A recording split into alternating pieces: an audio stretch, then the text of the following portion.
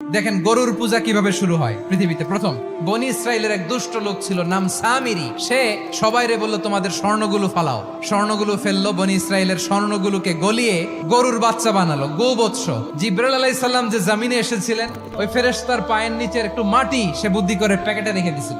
স্বর্ণ দিয়ে বানানো গোবৎস গরুর বাচ্চার গায়ে যখন সেই মাটি ছুঁড়ে দেয়া হলো, এখন বাছুরের ভেতর থেকে ভ্যাঁ ভ্যাঁ আওয়াজ আসতেছে। কি আসতেছে? সবাই তো অবাক। সামিরি বলে, আরে তোমরা যে 70 জন দিয়ে মুসা আলাইহিস সালাম রে পাঠাইছো, ওইদিকে এত ঘুরতেছে, আল্লাহরে খুঁজে পায় না। আল্লাহ তো এটার ভিতরে ঢুকছে, নাউজুবিল্লাহ। এটার ভিতরে সেজদা দাও। এই সেজদা দিয়ে গেল। হারুন আলাইহিস সালাম তাদেরকে বুঝালেন, শিরক করো না, আল্লাহরে ভয় করো। শুধু এতটুকুই তিনি বুঝালেন, দাওয়াতি কাজ পালন করলেন, কিন্তু প্রতিরোধ করেন নাই। এই ঘটনা থেকে শিক্ষা কি? শিক্ষা হচ্ছে, আপনি শিরকের আড্ডাখানা দেখলেও বৃহৎ স্বার্থে তাওহীদের দাওয়াত দিবেন। প্রয়োজনে আপনি ঐক্য নষ্ট করবেন না। সুবহানাল্লাহ পড়বেন না?